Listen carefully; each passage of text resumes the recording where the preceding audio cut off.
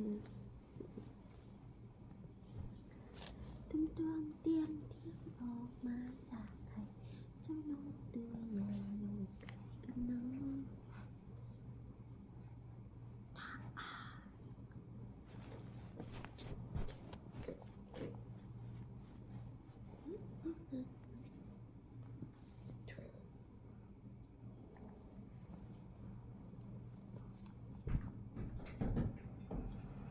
เที่ยวเข้าเที่ยวออกอยู่หันเด้อไปย่ำข้าวเกลือบักแมวปิดมาโอ้ย